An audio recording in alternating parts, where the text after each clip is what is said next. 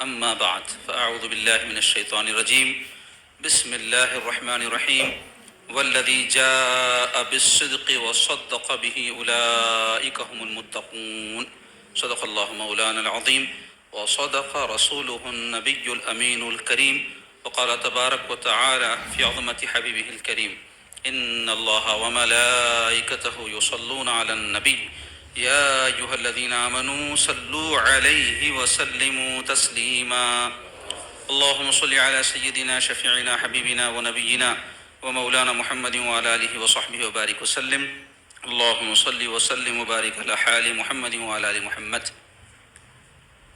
حاضرین و ناظرین اکرام السلام علیکم ورحمۃ اللہ وبرکاتہ. ہفتہ واری درس حدیث پاک میں آج انشاءاللہ تعالی ہم کتاب مشکاۃ شریف سے ایک منتخب حدیث شریف آپ کے سامنے بیان کریں گے. خلیفہ اول افضل البشر بعد الانبیاء بالتحقیق یار غار رسول اللہ خلیفۃ الرسول سیدنا ابوبکر صدیق رضی اللہ تعالیٰ عنہ کی ذات گرامی ہے، جن کا 22 تاریخ کو اس مہینے کے یوم وصال گزرا. تو آج انشاءاللہ تعالی ہم درس حدیث پاک میں ایک حدیث پاک جو حضرت سیدنا ابوبکر صدیق رضی اللہ عنہ کے فضائل سے متعلق بیان کریں گے، اور کچھ احوال، واقعات، خدمات وغیرہ بھی حضرت ابوبکر صدیق کے آپ کے سامنے بیان ہوں گے. تو پہلے حدیث شریف ہم بیان کریں گے، پھر انشاءاللہ تعالی اس کا ترجمہ اور تشریح کریں گے. عن ابی سعید الخدری رضی اللہ تعالی عنہ عن النبی صلی اللہ علیہ وسلم قال ان من امن الناس علی فی صحبته وماله ابو بکر وعند البخاری ابا بکر ولو كنت متخذا خلیلا لاتخذت ابا بکر خلیلا ولكن اخوة الاسلام ومودته لا تبقين في المسجد خوخة الا خوخة ابي بکر وفي رواية لو كنت متخذا خلیلا غیر ربی لاتخذت ابا بکر خلیلا.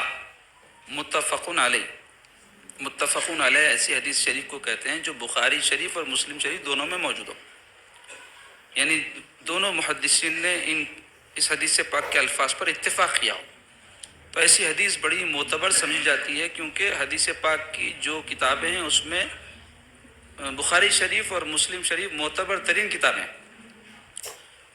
ترجمہ حدیث شریف ہے، حضرت ابو سعید خدری رضی اللہ تعالیٰ عنہ سے روایت ہے، نبی اکرم صلی اللہ تعالیٰ علیہ وآلہ وسلم نے فرمایا، بے شک سب لوگوں سے زیادہ ہم پر خرچ کرنے والے اپنی صحبت اور مال میں ابو بکر ہیں.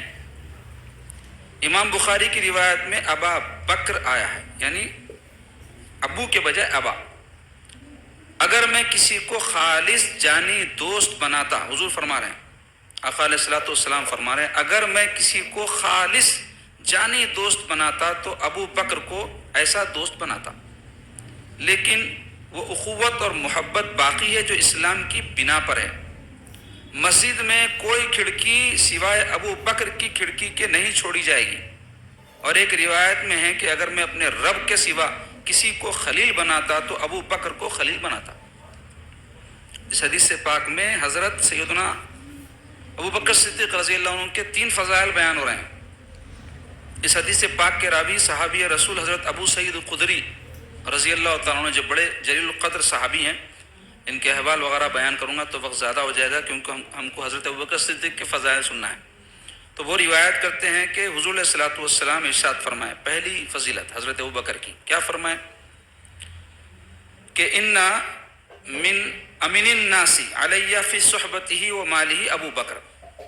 اس کا ترجمہ کیا ہے؟ بے شک سب لوگوں سے زیادہ ہم پر خرچ کرنے والے اپنی صحبت اور مال میں ابو بکر ہیں. سرکار پاک صلی اللہ علیہ وسلم فرما رہے ہیں کہ جتنے میرے صحابہ ہیں ان سب میں مجھ پر مال اور صحبت سے سب سے زیادہ سلوک کرنے والے کون ہیں؟ ابو بکر رضی اللہ تعالیٰ.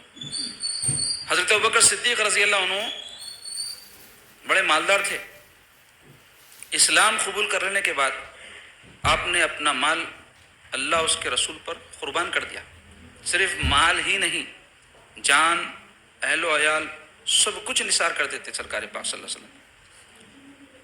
جب آپ اسلام لے آئے تو ابتدائی اسلام میں جو لوگ اسلام میں داخل ہوئے وہ اکثر کسی نہ کسی کے غلام، خادم یا کسی کے ماتحت لوگ تھے، جس کی وجہ سے ان کے جو آقا یا مالک ہوتے تھے ان کو ستاتے تھے، ظلم کرتے تھے، تکالیف پہنچاتے تھے.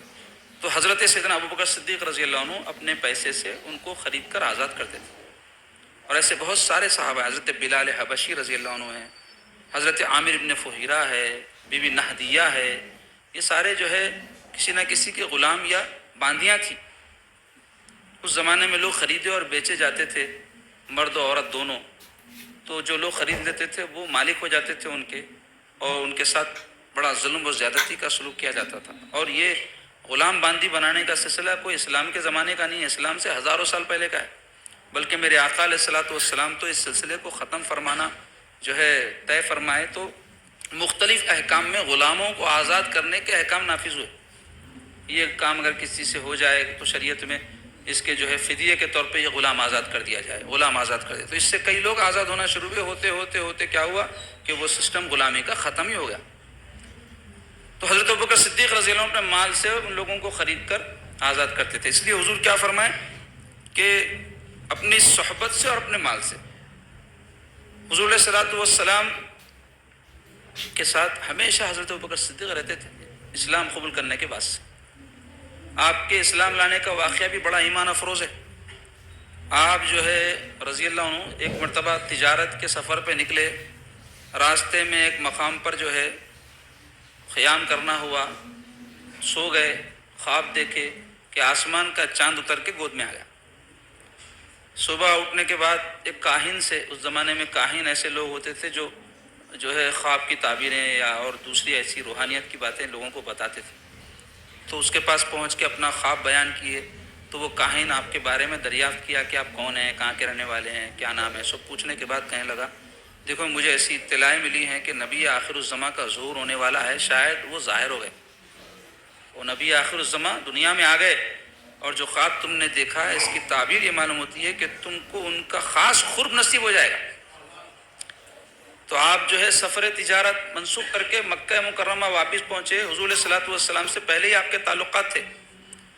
اور مکہ پہنچنے کے بعد پتہ چلا کہ حضور علیہ الصلوۃ والسلام نے نبوت کا اعلان فرمایا ہے، حاضر خدمت ہوئے، اپنے خواب وغیرہ کے بارے میں کچھ بھی نہیں بتائے، اور حضور علیہ الصلوۃ والسلام کے دست اقدس پر اسلام قبول کر لیا. اسلام قبول کرنے کے بعد عرض گزار ہوئے یا رسول اللہ میں تو آپ کو نبی رسول سب مان لیا ہوں، لیکن ہر نبی اور رسول نے اپنی امت کو کچھ معجزات دکھائے ہیں، میں چاہتا ہوں آپ بھی کوئی معجزہ دکھائیے.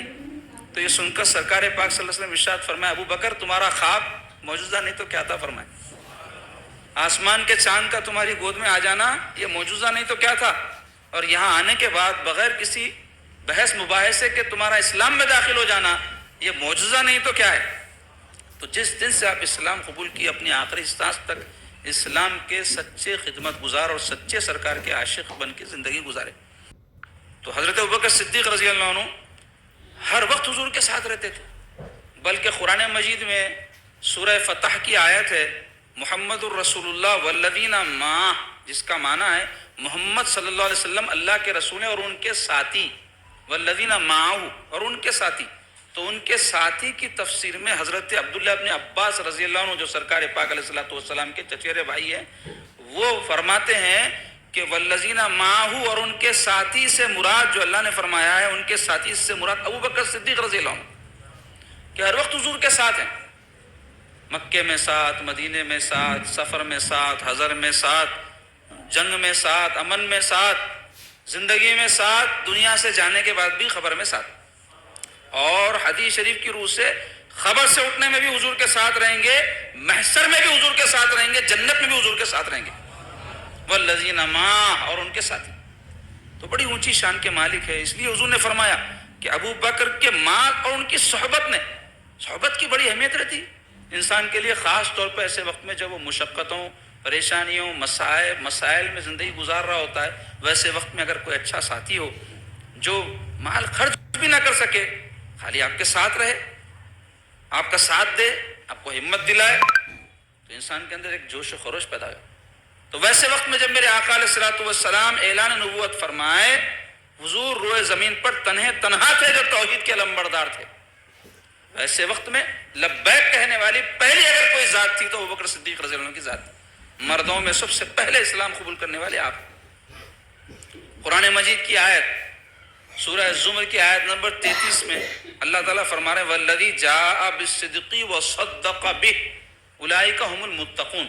اس کا ترجمہ ہے والذی جاء بالصدق، اور وہ جو سچ لے کر آئے، والذی جاء بالصدق یا سچ کے ساتھ آئے، وصدق بہ اور وہ جنہوں نے ان کی تصدیق کی، اولئک هم المتقون وہی متقی ہیں۔ تو اس کی تفسیر میں مفسرین کے بہت سارے اقوال ہیں، اس میں سے قول بحوالہ روایت حضرت علی رضی اللہ عنہ کہ حضرت علی نے اس آیت کی تفسیر میں فرمایا والذی جاء بالصدق، وہ جو سچ کے ساتھ آئے سے مراد محمد رسول اللہ صلی اللہ علیہ وسلم، لا الہ الا اللہ لے کر آئے، قرآن مجید لے کر آئے، جو سچائی ہے سب سے بڑی۔ تو والذی جاء بالصدق کی تفسیر کیا ہے؟ وہ جو سچ لے کر آئے، سچ کے ساتھ آئے، مراد حضور علیہ الصلوۃ والسلام ہے۔ وصدق بہ، اور وہ جنہوں نے ان کی تصدیق کی سے مراد حضرت علی فرماتے ابو بکر صدیق ہے۔ اولئک هم المتقون، وہی ہیں جو متقی ہیں، یعنی محمد رسول اللہ اور ابو بکر صدیق رضی اللہ عنہ۔ تو آپ نے تصدیق کی حضور علیہ الصلوۃ والسلام کی۔ حضرت ابو بکر صدیق کا رضی اللہ عنہ کا اصلی نام عبد الکعبہ تھا، کعبے کا بندہ۔ حضور علیہ الصلوۃ والسلام فرمائے نہیں، کعبہ ہمارا خدا نہیں ہے، کعبہ اللہ کا گھر ہے، ہمارا خدا تو اللہ ہے۔ تو آپ نے فرمایا یہ عبد الکعبہ نہیں ہے، یہ عبداللہ ہے۔ حضرت ابوبکر کا نام کیا ہے؟ عبداللہ۔ ان کے والد کا نام تھا عثمان، عبداللہ ابن عثمان آپ کا اصل نام ہے۔ ابو بکر آپ کی کنیت ہے۔ ابو بکر، بکر کیوں کہتے ہیں آپ کو، ابو بکر کیوں کہتے ہیں، اس بارے میں دو جو ہے اقوال ملتے ہیں۔ ایک قول یہ ہے کہ بکر کہتے ہیں اونٹوں کے معاملات میں مہارت رکھنے والے۔ عرب میں اونٹ ہوتے تھے، مکے میں بھی اونٹوں کی سواریاں ہوتی تھی، بیچے جاتے تھے، خریدے جاتے تھے، کاٹ کے کھائے جاتے تھے، سب اونٹوں میں زندگی رہتی تھی ان کی، عربوں کی۔ تو آپ اونٹوں کے بارے میں بہت وسیع معلومات رکھتے تھے، اس واسطے آپ کو ابو بکر اونٹ والا یا اونٹوں کے بارے میں بہت زیادہ معلومات رکھنے والا مشہور ہو گیا۔ دوسرا ایک قول یہ ہے، بکر کہتے ہیں عربی میں آگے آگے رہنے والے کو، ہر چیز میں سبقت لے جانے والے کو، فرنٹ میں رہنے والے۔ تو ابو بکر کے معنی کیا ہے؟ آگے آگے رہنے والا۔ تو چونکہ آپ ایمان لانے میں آگے، جانثاری میں آگے، سرکار پر مال خرچ کرنے میں آگے، حضور علیہ الصلوۃ والسلام کی جو ہے اس پناہی میں آگے آگے رہنے والے، اس واسطے آپ کا لقب ابو بکر مشہور ہو گیا، اور آپ کنیت آپ کی۔ اور آپ کا ایک لقب تھا صدیق۔ صدیق کے معنی ہوتے ہیں ہمیشہ سچ بولنے والا، صادق کہتے ہیں سچے کو، صدیق مبالغہ ہے یعنی ہمیشہ سچ بولنے والا۔ تو یہ لقب آپ کا کیوں مشہور ہوا، اس بارے میں بہت سارے اقوال۔ ایک مشہور قول یہ ہے کہ جب حضور علیہ الصلوۃ والسلام معراج کی شب آسمانوں میں تشریف لے گئے اور واپس تشریف لانے کے بعد اپنے معراج شریف کا اعلان فرمائے، تو کفار حضرت ابوبکر صدیق کے پاس پہنچے۔ حضرت ابوبکر کو ابھی حضور سے اس بات کی اطلاع نہیں ملی ہے، کافروں کو پہنچ گئی، وہ حضرت ابوبکر کے پاس پہنچ کر کہنے لگے اے لیو ابوبکر، تمہارے ساتھی محمد جو ہے صلی اللہ علیہ وسلم ایک نئی بات بول رہے ہیں۔ بولے آج؟ تو پوچھے آپ کیا بول رہے ہیں؟ تو بولے آسمانوں میں کیا کہتے ہیں، منٹوں میں، سیکنڈوں میں پوری سیر کر لیے، جنت دوزخ سب دیکھ لیے، اللہ کا بھی دیدار کر لیے، واپس بھی آگے کہتے۔ اور وہ تو وہ بیت المقدس جا کے، بیت المقدس جو ہے مسجد اقصیٰ کو کہتے، جو وہ مکے سے بہت دور تھی، کئی دنوں کا سفر طے کر کے وہ عرب اس مقام پہ پہنچتے تھے اگر ان کو جانا ہوتا، تو ان کے لیے بڑی دور کی جگہ تھی، وہ اقصیٰ کہتے ہیں دور کو، اس واسطے وہ مسجد کا نام ہی مسجد اقصیٰ رکھ دیے تھے لوگ، دور والی مسجد۔ تو بولے وہاں بھی جا کے آئے کہتے، آسمانوں میں جا کے آئے کہتے، اس بارے میں کیا رائے ہے آپ کی؟ تو آپ فرمائے میرے رسول ایسا کہیں؟ تو بولے ہاں۔ تو بولے بالکل صحیح بولے۔ سرکار پاک علیہ الصلوۃ والسلام کو اطلاع ہوئی اس واقعے کی، تو آپ فرمائے ابو بکر تو صدیق ہے، سچا ہے، بالکل ہمیشہ سچ بولتا، تو اس وجہ سے آپ کا لقب صدیق مشہور ہو گیا۔ اور ایک آپ کا لقب تھا عتیق۔ عتیق کے معنی ہے چھٹکارا پایا ہوا، یہ لقب آپ کا کیسے پڑا؟ تو صحابہ ایک مرتبہ حضور علیہ الصلوۃ والسلام کے ساتھ بیٹھے ہوئے ہیں، حضرت ابوبکر صدیق حضور کی محفل میں آئے تو حضور علیہ الصلوۃ والسلام ارشاد فرمائے اگر کوئی ایسے شخص کو دیکھنا چاہتا ہو جو جہنم سے چھٹکارا دے دیا گیا ہے تو وہ اس کو دیکھ لے۔ حضرت ابوبکر صدیق مراد تھے، اس واسطے آپ کا لقب عتیق پڑ گیا۔ تو نام تھا عبداللہ، والد کا نام تھا عثمان، اور والد کی کنیت تھی ابو قحافہ۔ اور ایک خصوصیت آپ کی یہ ہے کہ آپ صحابی، آپ کے والدین صحابی، آپ کے بچے صحابی، آپ کے پوترے بھی صحابی، آپ واحد فرد ایسے جس کو یہ سعادت حاصل ہوئی ہے کہ آپ کی 4 نسلیں صحابیت کے شرف کو حاصل کی ہیں۔ تو حضرت ابوبکر صدیق رضی اللہ عنہ اسلام لانے کے بعد جیسا کہ سرکار فرمائے اپنی صحبت اور مال سے جو ہے مجھ پر خرچ کیے ہیں سب لوگوں سے زیادہ۔ اور دوسری فضیلت کیا بیان ہو رہی ہے؟ حضور علیہ الصلوۃ والسلام فرماتے ہیں وَلَوْ كُنْتُ مُتَّخِذًا خَلِيلًا لَاتَّخَذْتُ أَبَا بَكْرٍ خَلِيلًا، کہ اگر میں کسی کو خلیل بناتا، خلیل کہتے ہیں میں دوست کو، جانی دوست کو، اگر میں کسی کو خلیل بناتا تو میں ابو بکر کو خلیل بناتا۔ تو خلیل کا معنی کیا ہے؟ تو اس بارے میں شارحین حدیث شریف کی شرح کرنے والے، تفصیل بیان کرنے والے لکھتے ہیں خلیل جو لفظ ہے وہ لفظ خلت سے نکلا ہے، خلت خاپ پیش۔ تو خلت کا معنی ہوتا کہ کسی شخص کے دل میں اپنے محبوب کے لیے جو محبت ہوتی ہے اس کو محبوب جان لے، جو محبت کا راز محب کے دل میں ہوتا ہے محبوب اس سے واقف ہو جائے، یعنی ایسی گہری محبت کہ کسی اور کی محبت کی دل میں گنجائش نہ، اس کو کہتے ہیں خلت۔ تو حضور علیہ الصلوۃ والسلام کو ایسی محبت صرف ایک ہی ذات سے تھی، وہ تھی ذات خداوندی، کسی اور کے لیے وہاں گنجائش نہیں تھی۔ اس لیے سرکار فرمائے کہ جو خلت کا مقام ہے، خلیلیت کا مقام ہے، وہ صرف اللہ تعالیٰ کے لیے میرے دل میں ہے، کسی اور کے لیے نہیں۔ اگر ہوتا کسی کے لیے تو وہ ابوبکر ہوتے۔ اور دوسرے معنی خلیل کے خاپ زبر کے ساتھ خلت کے تحت بیان کیے گئے ہیں۔ شارحین لکھتے ہیں خلت کا معنی ہے آدمی کا ایسا دوست جس پر وہ تمام معاملات میں اعتماد کرے، بھروسہ کرے۔ تو حضور فرما رہے ہیں کہ اگر میں کسی کو خلیل بناتا، یعنی ایسا دوست بناتا جس پر ہر معاملے میں بھروسہ کیا جائے، تو میں ابو بکر کو بناتا۔ کیوں فرمائی یہ بات حضور؟ یعنی ان کو نہیں بنایا تو پھر کس کو بنایا؟ اللہ کو۔ اللہ کی ذات پر جو توکل سرکار کو تھا اور جو درجہ توکل کا اللہ کی ذات کے بارے میں حضور کا تھا، اس جو ہے توکل کے مقام پر کوئی اور شخص نہیں جو ہے رہ سکتا۔ تو حضور علیہ الصلوۃ والسلام اللہ کی ذات پر تمام معاملات میں تکیہ کرتے تھے، بھروسہ کرتے تھے۔ اس سے نیچے جو درجہ ہے مراد یہ ہے کہ وہ ابو بکر کا ہے کہ ان کو میں دوست بنایا ہوں۔ اللہ کے بعد میری دوستی اخوت اسلامی کے تحت جو بھائی چارہ ہے وہ صرف اللہ کے جو ہے اوپر جو بھروسے کا معاملہ ہے یا اللہ سے محبت کا جو معاملہ ہے، اس کے بعد اگر کسی سے ہو سکتا ہے تو وہ ابو بکر کے ساتھ ہو سکتا ہے۔ تو یہ دوسری فضیلت ہے ابو بکر صدیق رضی اللہ عنہ کی۔ تیسری فضیلت حضور فرماتے ہیں لا تبقین فی المسجد خوخۃ الا خوخۃ ابی بکر، مسجد میں کوئی کھڑکی سوائے ابو بکر کی کھڑکی کے نہیں چھوڑی جائے گی۔ مسجد نبوی شریف جو تعمیر ہوئی تھی تو اطراف میں لوگوں کے گھراں تھے، تو مسجد ہی کے اندر ان کے گھر کے دروازے کھڑکیاں سب کھلتے تھے۔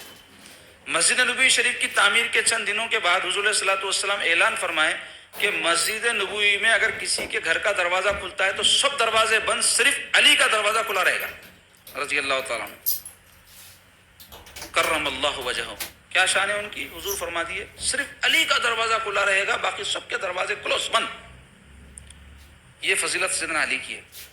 اور بھی بہت فضائل ہیں، انشاءاللہ حضرت علی کے جو ہے فضائل کے بیان میں اس کی تفصیل آئے گی۔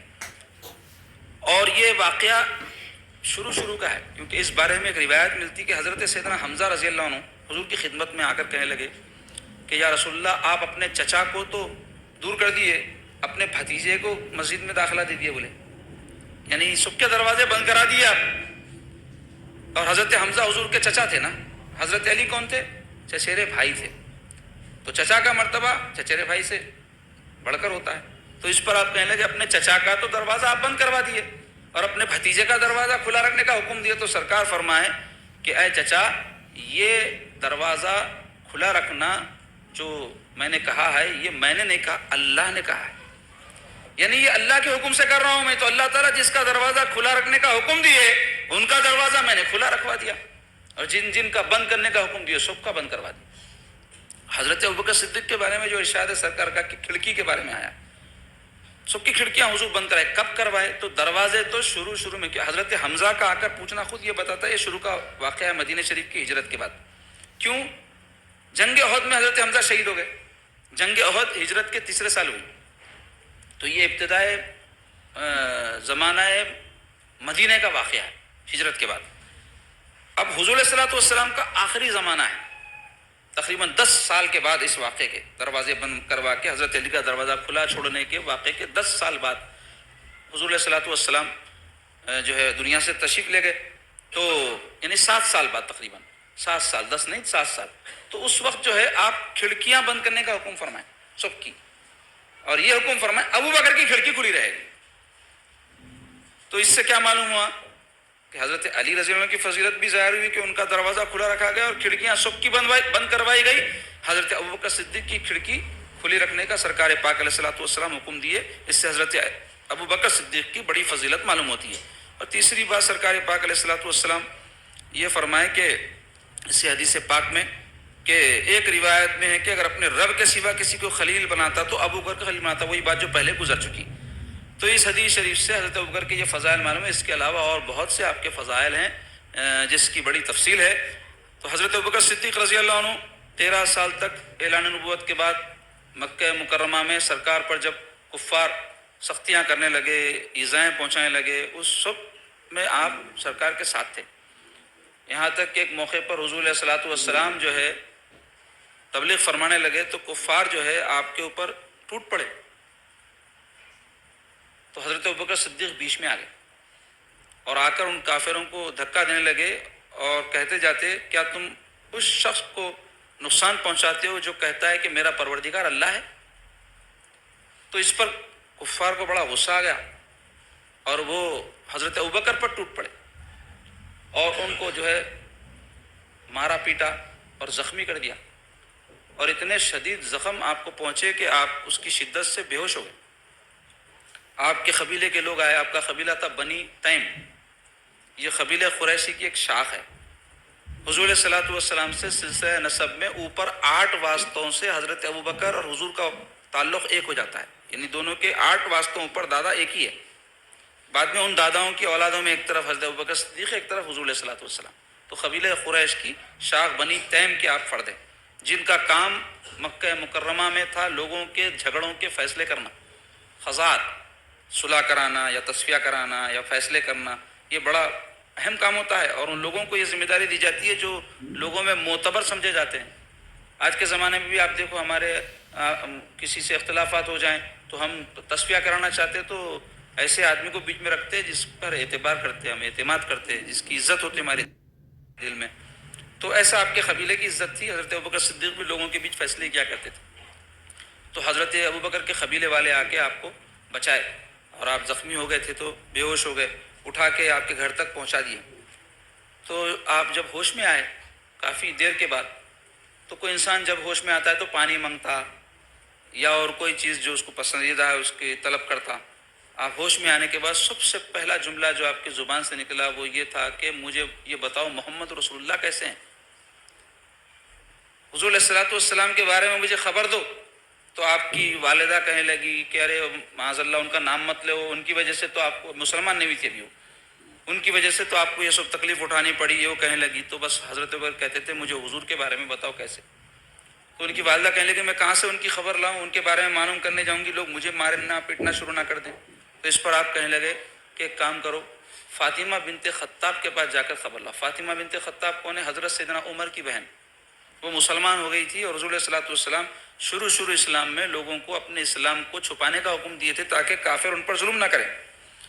تو اب یہ والدہ ان کی تڑپ گئی بیچاری، اپنے بیٹے کی خاطر چھپتے چھپاتے بی بی فاطمہ بنت خطاب کے پاس پہنچی اور ان سے حضور کے بارے میں دریافت کی۔ تو چونکہ حضور نے اسلام کو چھپانے کا حکم دیا تھا، وہ لا علمی کا اظہار کرنے لگی۔ جب اصرار بڑھا تو وہ فاطمہ بنت خطاب کہنے لگی میں خود چل کر تمہارے بیٹے ابوبکر سے ملتی ہوں۔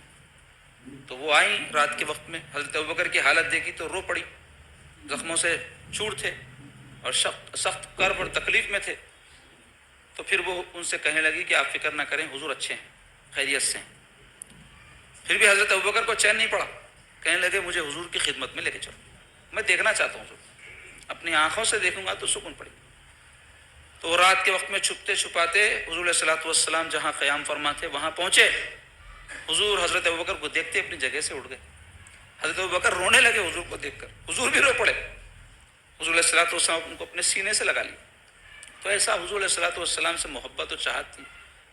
اور مال خرچ کرنے کی بات آئی تو صرف یہ شروع اسلام میں غلاموں کو آزاد کرنے کا ہی آپ نے کام نہیں کیا، بلکہ جب بھی مال کی ضرورت پڑتی تھی سرکار پاک علیہ الصلوۃ والسلام کو حضرت ابوبکر صدیق بے دریغ مال خرچ کرتے تھے. ہجرت کے موقع پر جو ہے آپ 2 اونٹنیاں 500 درہم کی خرید کے جو ہے تیار رکھے تھے. حضور علیہ الصلوۃ والسلام کی خدمت میں ایک پیش کیے، خود جو ہے ایک پر سواری کیے. اور غار ثور میں ہجرت کے وقت حضور علیہ الصلوۃ والسلام کے ساتھ 3 شب و روز قیام فرما رہے. اور اسی نیکی کے بارے میں حضرت سیدنا عمر رضی اللہ عنہ کہا کرتے تھے کہ اے ابوبکر میری ساری نیکیاں، جس کے بارے میں حدیث شریف میں عمر کی نیکیاں آسمان کے ستاروں کے مانند ہیں، یعنی آسمان کے ستاروں کی جیسی تعداد کسی کو نہیں معلوم، ویسے ہی حضرت عمر کی کتنی نیکیاں کوئی نہیں جانتا، اللہ اس کے رسول کے سوا. تو حضرت عمر کہتے تھے میری ساری نیکیاں لے لو، مجھے ہجرت کی رات کی وہ ایک نیکی دے دو جو آپ سرکار کے ساتھ تھے. یہ شان حضرت ابوبکر صدیق رضی اللہ عنہ کی.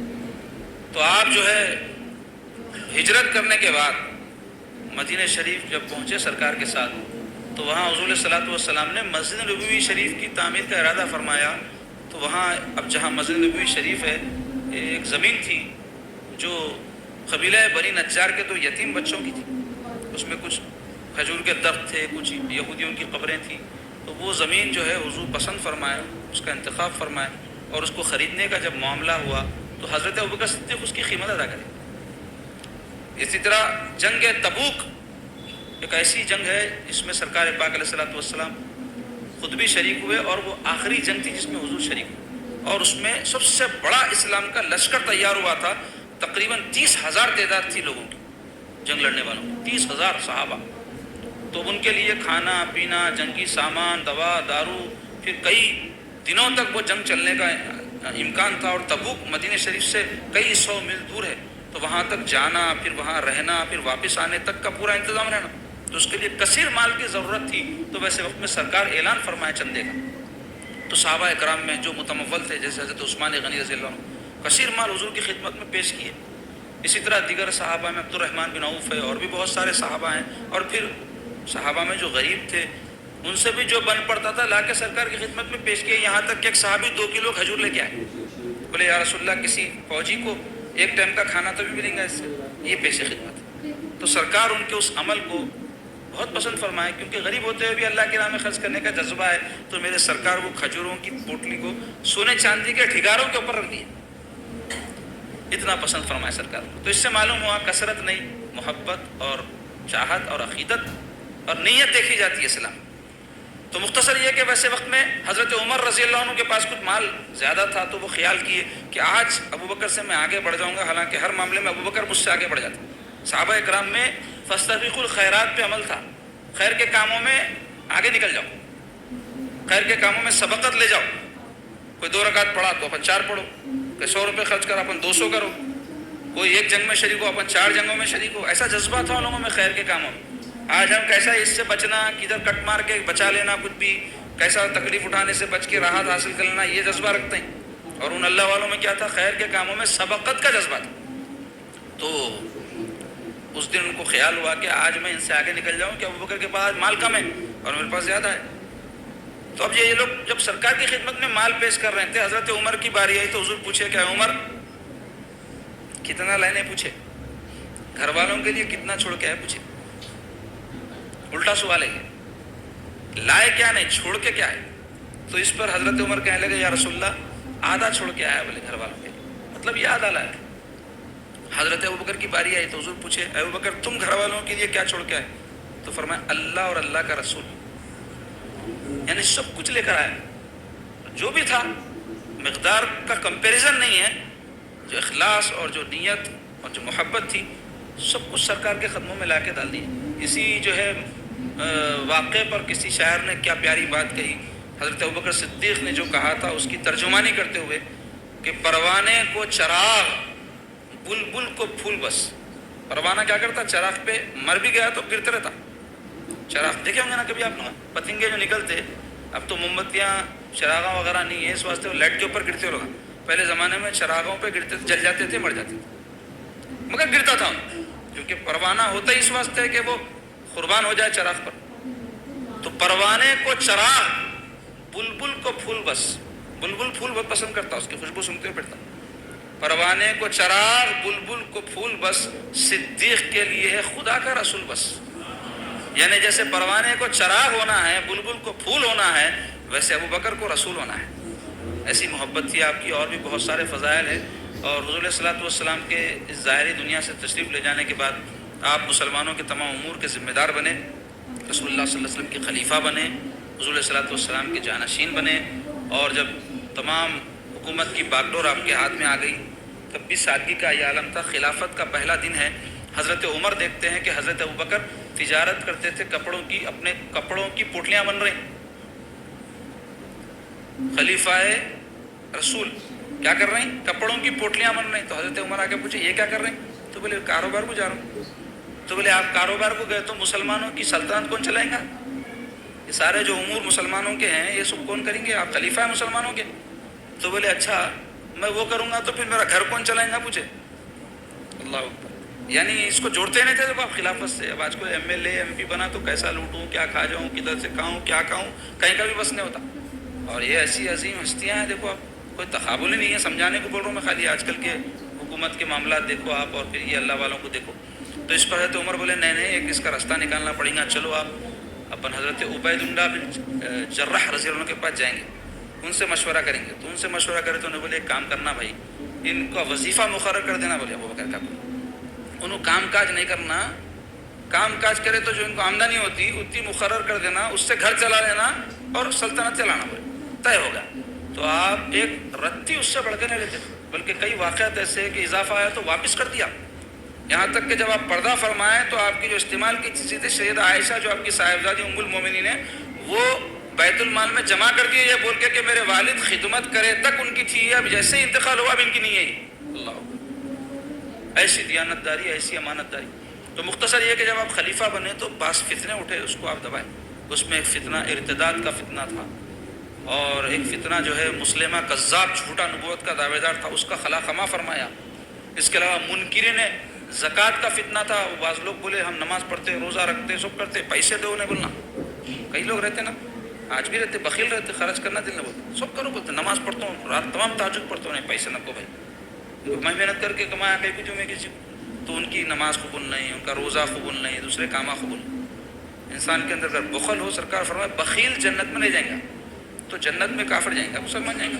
تو مسلمان ہی رہیں گا انہیں, مگر بخیل رہیں گا تو جنت میں نہیں جائیں گا. اتنی سی باتیں سمجھ میں نہیں آتی لوگوں. تو بخل نہیں کرنا, کنجوسی نہیں کرنا, اللہ کی راہ میں, رشتہ داروں پہ, خیر کے کاموں میں, ضرورت مندوں پہ, نیک لوگوں پہ خرچ کر دینا, اللہ دے دیتا. پھر جب تک پیسے گہنے آتے نہیں, مثال کے طور پہ ایک آدمی کاروبار کرنا چاہ رہا, تھیلیاں بنا بنا کے گھر میں نوٹاں, سکے, چاندی, سونا سب رکھ رہا, کاروبار کرتا ہوں بول رہا, تو کاروبار ہوتا اس کا.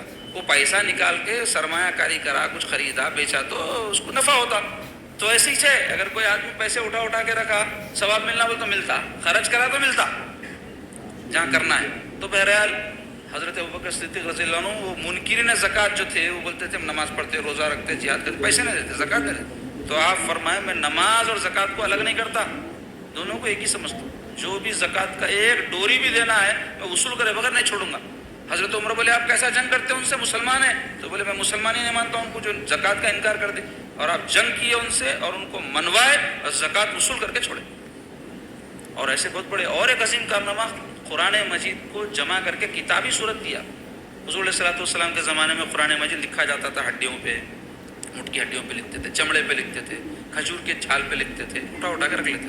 کتابی فارم میں نہیں تھا, زبانی یاد رہتا تھا لوگ. بہت بڑی تعداد تھی جو زبانی یاد رکھتی تھی. ایک جنگ میں بہت سارے ایسے لوگ شہید ہو گئے تو فکر ہوئی کہ بھائی ایسے ہی سب لوگ شہید ہو جائیں گے تو قرآن کے بارے میں لوگوں میں جھگڑا ہو جائے گا, یہ آیت ہے نہیں ہے, کیا ہے, صحیح ہے غلط ہے.